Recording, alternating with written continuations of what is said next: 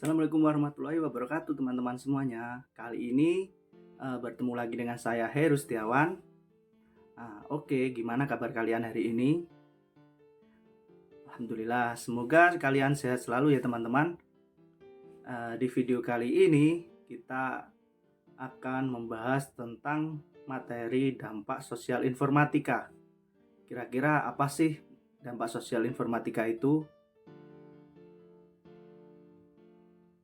Nah, benar sekali ya teman-teman. Jadi dampak sosial informatika secara garis besar adalah dampak yang timbul atau yang muncul setelah kita menggunakan media internet maupun media sosial. Baik itu dampak positif dan baik itu juga dampak negatif. Jadi saling berkesinambungan ya teman-teman. Baiklah teman-teman, jadi untuk lebih jelasnya mari kita masuk ke penjelasan pembahasannya. Teman, di sini sekarang kita masuk ke materinya, yaitu dampak sosial informatika. Sebelum Bapak memulai lebih lanjut, Bapak bertanya lebih dahulu, apakah kalian pernah menggunakan aplikasi Facebook? Apakah kalian pernah menggunakan aplikasi Instagram, WhatsApp, dan media sosial lainnya? Tentu pasti pernah ya teman-teman. Jadi di sini Bapak tujukan seberapa besar sih kalau kalian menggunakan media sosial itu di internet. Apa saja sih dampak negatif maupun dampak positifnya. Dan untuk selanjutnya kita masuk ke materinya. Apa itu dampak sosial informatika? Jadi dampak sosial informatika itu merujuk pada perubahan sosial yang terjadi dalam masyarakat sebagai akibat dari penggunaan teknologi informasi dan komunikasi. Ini mencakup transformasi dalam kita berkomunikasi, bekerja, belajar maupun berinteraksi, dan hidup secara keseluruhan. Sebagai hasil dari kemajuan teknologi informatika, dampak sosial informatika ini bersifat positif seperti meningkatkan akses informasi dan memperluas konektivitas global.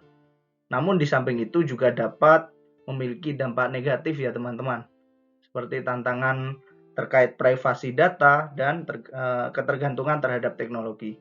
Jadi jikalau kalian melihat dari sini ada dampak positif sama negatifnya seperti informasi dan memperluas konektivitas global. Jadi kita bisa mencari koneksi di atau memperluas jaringan kita secara global seperti itu ya teman-teman. Kemudian dampak negatifnya sendiri seperti tantangan yang terkait privasi data. Jadi semakin banyak kita mempunyai media sosial, maka rentan pula privasi data kita dalam kejahatan dunia maya ya. Biasanya kalau pencurian data itu lebih banyak ya kan di dunia maya.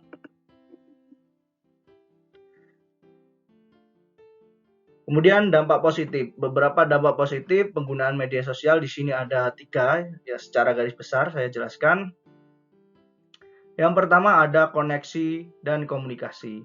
Media sosial memperluas jaringan dan memungkinkan mereka tetap terhubung dengan teman-temannya, keluarga, dan rekan, bahkan di tempat yang jauh.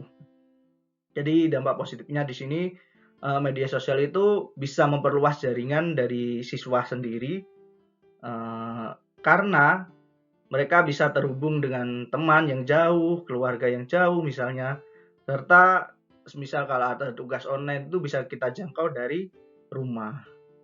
Ya kan, seperti itu. Oke, untuk yang kedua ada perubahan cara hidup. Ya, perubahan cara hidup ini dimulai bekerja dari rumah, work from home ya teman-teman. Sekarang setelah COVID itu kan kebanyakan pekerjaan remote semuanya, pekerjaan yang dilakukan secara online maupun secara jarak jauh. Bisa di rumah, bisa di kafe dan lain sebagainya, di tempat nongkrong lah. itu bisa. Terus ada belanja online. Tidak dipungkiri juga belanja online semakin marak seperti halnya Shopee, TikTok, Tokopedia.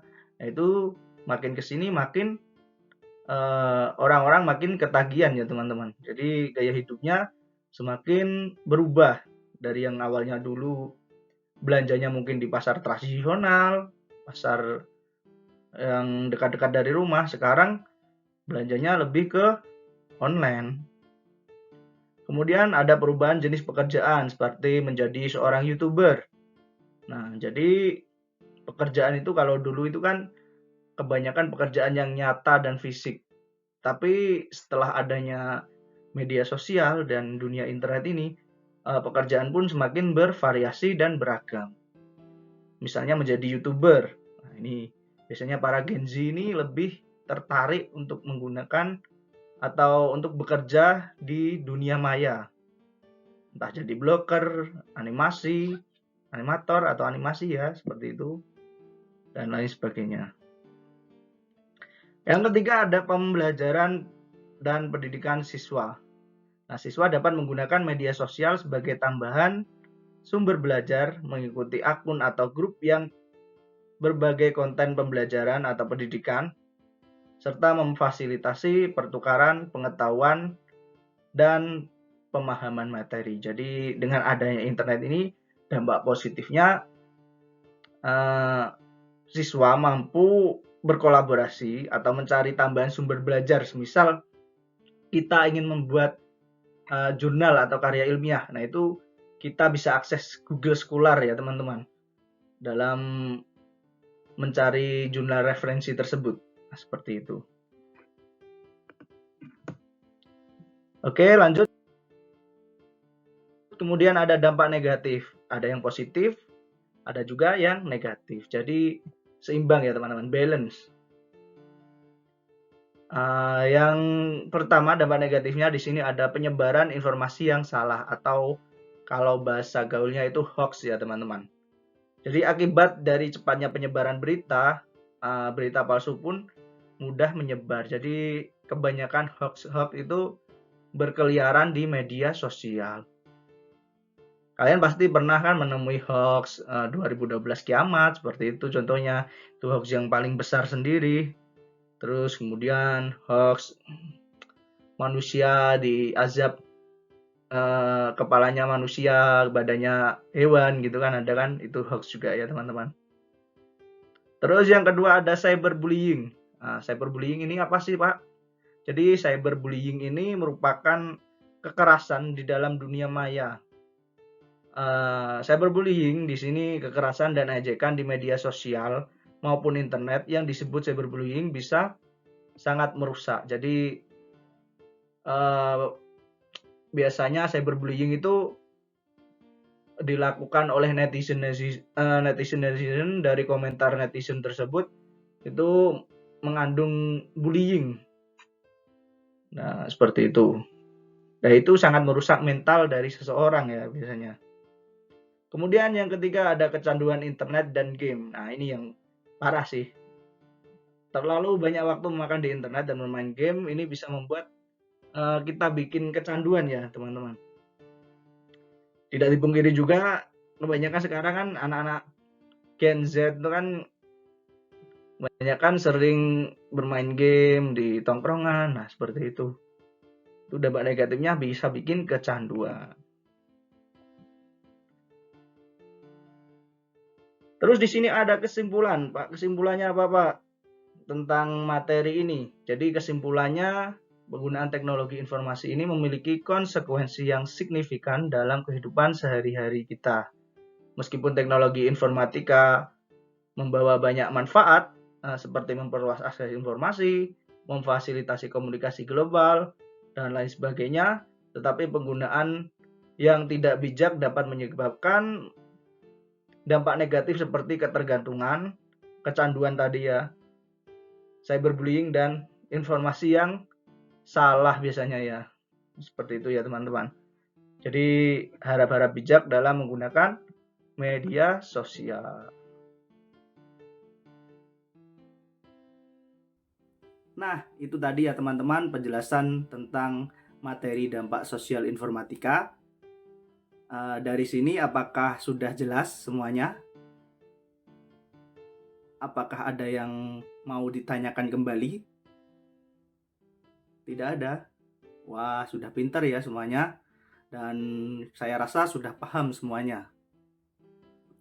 Setelah ini, kalian bisa mengerjakan LKPD yang sudah Bapak share di link grup WA. Ya, silahkan dikerjakan. Nanti linknya bisa Bapak taruh di bawah video ini. Dikerjakan dengan sungguh-sungguh ya.